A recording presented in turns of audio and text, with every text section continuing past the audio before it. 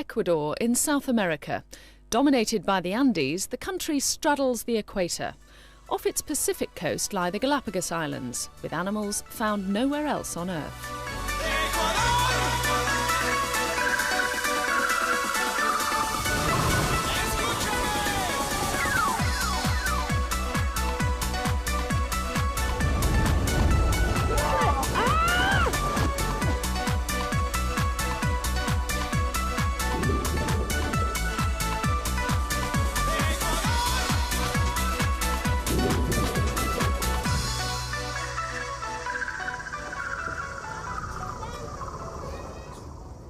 Quito is the second highest capital city in the world. It's nearly 3,000 metres up here in the Andes. You get a tremendous panorama from up on this hill.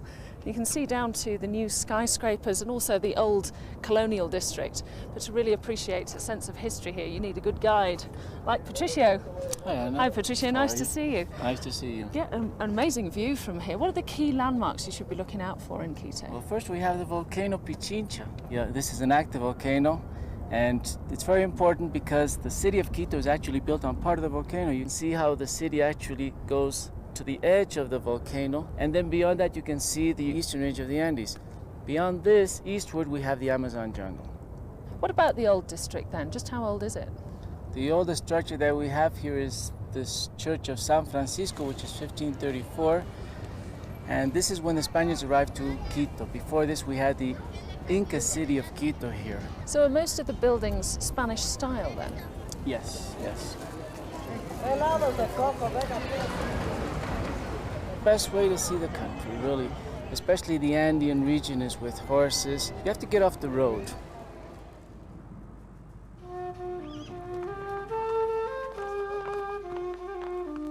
Well, I've taken Patricio's advice and we've driven about an hour and a half here to Cayambe Valley, which is just between the western and the eastern range of the Andes.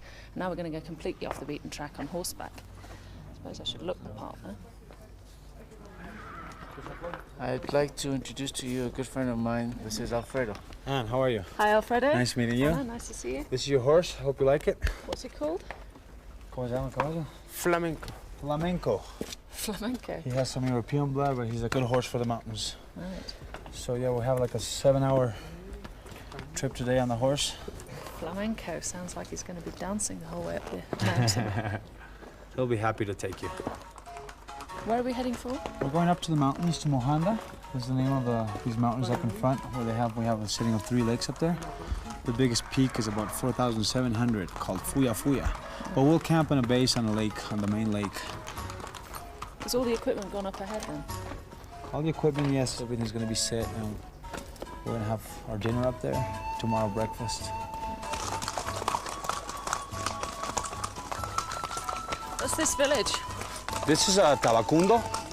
This is the settlement of Indians here. Because the Spanish conquered us, they submitted our Indians to live Spanish style. So we always have beautiful plazas with a lot of trees, gardens, and always we got the main church.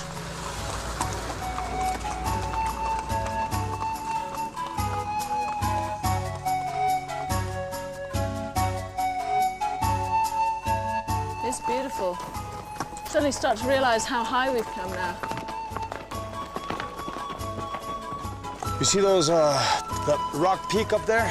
That's the Fuya Fuya. We go right over the hills through that valley. We go through the valley into those mountains. And pretty soon we're going to have to put something on. Yeah. It's going to get a little colder. Put this on there. Changes quite rapidly, doesn't it? Yes. Ajo, vamos.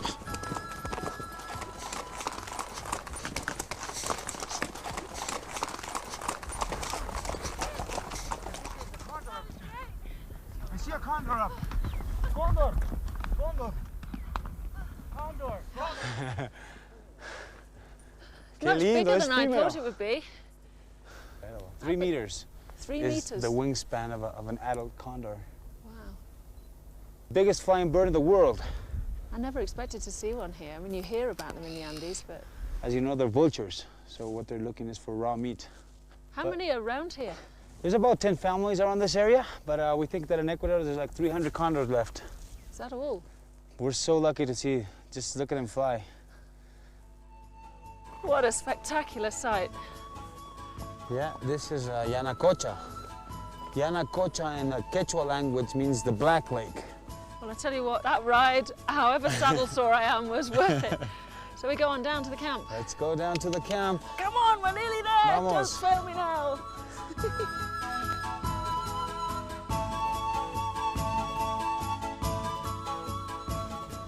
Oh, I'm ready to get off this horse now. No offence, mate. I'll give you a real good supper, Anna. Thank you.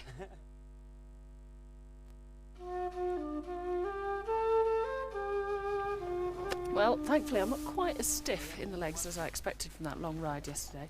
It was much colder than I'd anticipated though, because when you're camping in the equator you think it's going to be warm, but up at this height it really isn't. Anyway, today we're going to take the horses back and then head off in four-wheel drive up to Cotopaxi. Cotopaxi is the highest active volcano in the world. We're gonna camp by a river tonight, and tomorrow our expedition is to go up to the highest point, 4,800, to just drop down in one of the most thrilling expeditions of downhill mountain biking in Ecuador. We haven't been driving for very long on our ascent up to Cotopaxi, and the van's packed in. So what's the matter, guys? What's happened? Oh, it looks like we have an electrical problem.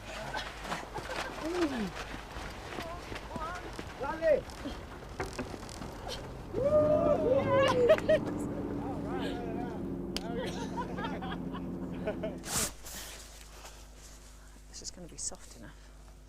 I've been a bit spoilt on all the other camping trips we've done and arrived to find that the camp is already up. So tonight I'm going to attempt to put up the tent myself. I don't even know which way up it goes. Oops, I've broken it. Alfredo.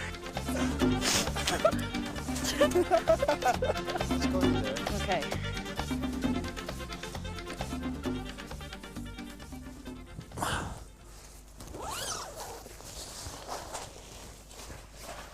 Well, not bad for my first effort, despite the wind. I think I'm going to be quite cosy in here tonight. Hope so.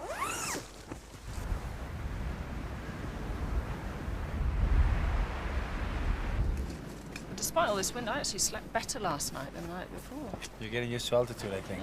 I was glad that the tent stayed put as well. I would have blown away because I'd put it on myself. And what's happened to the van then? Because it's not starting this morning. Well, yeah, we broke that van, but we still got a logistic jeep, so I think we're gonna use that. Anna, this is your bike. This is a nice bike for downhill. I'll tell you what concerns me more than that is the conditions. It's so windy and it keeps raining when these clouds come over. Yeah, the first part is gonna be hard. So we're gonna have a lot of wind, so we're gonna try to keep our balance while we're in the bike. Well, also this stuff doesn't look like the kind of stuff you want to cycle on. This is volcanic sand, a lot of volcanic rock. It's very soft. We're gonna have more lower down. And we're gonna have to be careful when we go down. You're gonna have to try to keep your steering wheel really hard, really straight, with most of your weight on the back part of the bicycle. And also we got Patricio, he's gonna be in back of us with the Jeep. We got a first aid kit and repair kit. If something happens, we'll have support. So you can repair me and you can repair the bike. Good, right.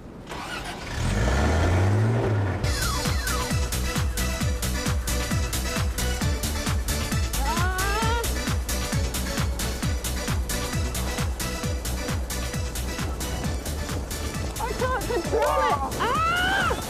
Get back. Ah!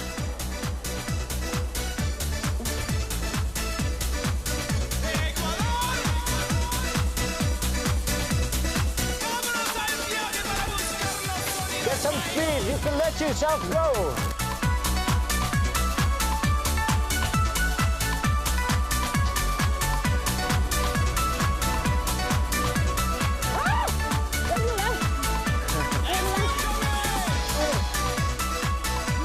At least the clouds clear the way now.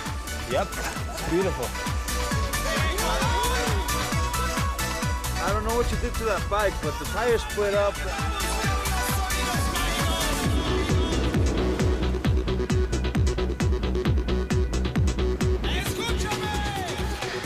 That's really quite something. Cycling down the highest volcano in the world. And although it was really revolting weather when we started this morning, cloudy and wet and miserable, It's been terrific scenery all the way down, and now glorious sunshine. Let's peel off the layers and enjoy the view. Whew.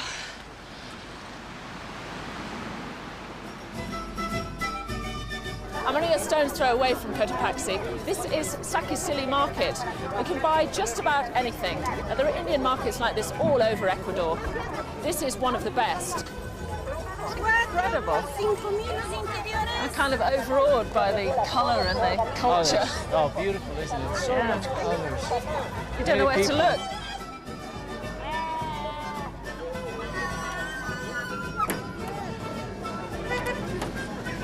I think that the best way for you to get a feel of the market is to go off on your own. Why don't you try it? I'm so used to you guiding me around, though. I'll be lost on my own. I don't speak the language. No, you'll do fine. Really, go on. How much does this cost? Cuánto cuesta? Esto 120,000. 120,000. 120. What is that? 120,000. Oh, you speak English. That's cheating. Okay, 45 sucres. It's about $10. Yeah. Okay. Yeah. Gracias. Gracias, señor. Gracias. After the Andes, it's a 600-mile journey across the Pacific and the extraordinary Galapagos Islands.